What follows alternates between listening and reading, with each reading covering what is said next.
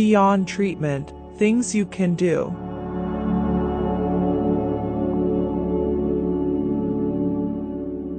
Once you begin treatment, you should gradually start to feel better. Here are other tips that may help you or a loved one during treatment for depression. Try to get some physical activity. Just 30 minutes a day of walking can boost mood. Try to maintain a regular bedtime and wake-up time. Eat regular, healthy meals. Do what you can as you can. Decide what must get done and what can wait. Try to connect with other people and talk with people you trust about how you are feeling. Postpone important decisions, such as getting married or divorced, or changing jobs until you feel better. Avoid using alcohol, nicotine, or drugs, including medications not prescribed for you. Tips for decreasing depression. There isn't a quick fix as in boom, you're cured and will never again be beset by the blues.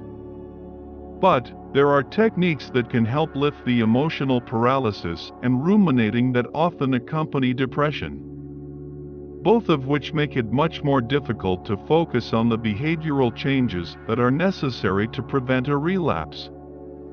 Luckily, there are ways to punch holes in the curtain of unrelenting darkness. Take a different view.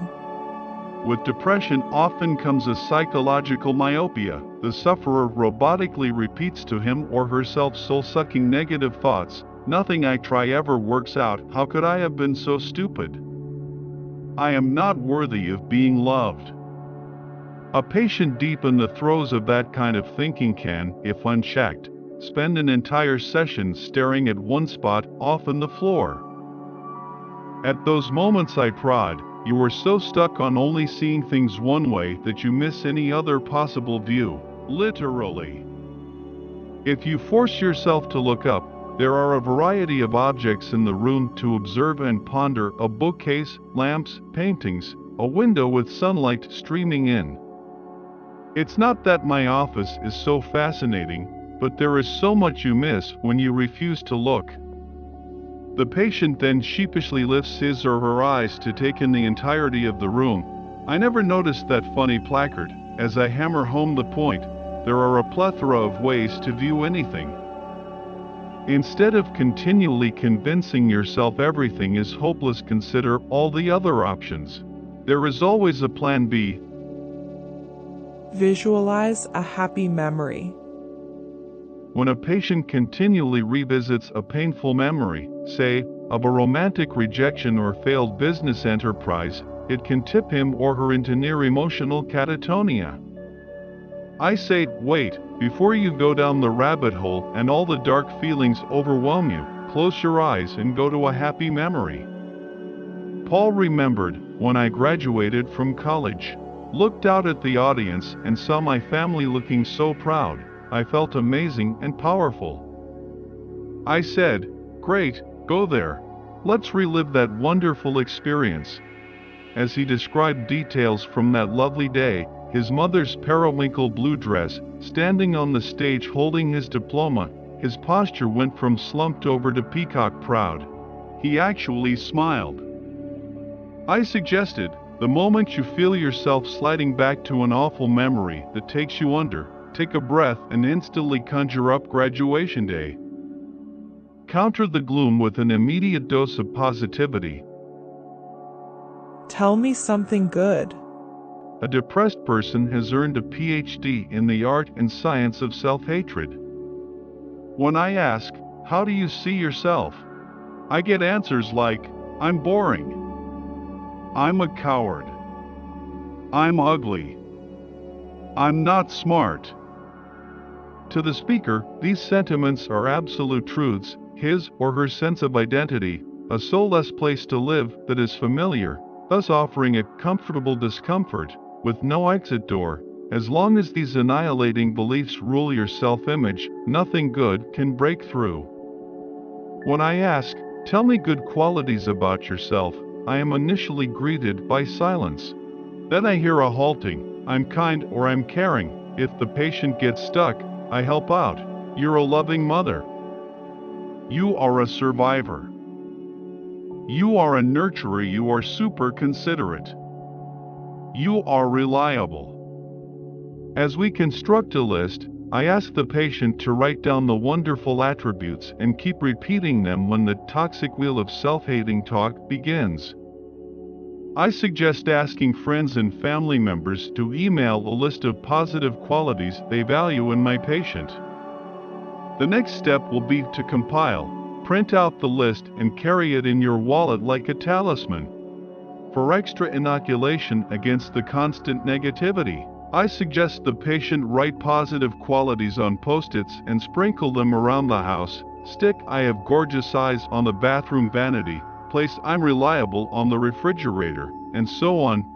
You are what you feed yourself, spiritually speaking.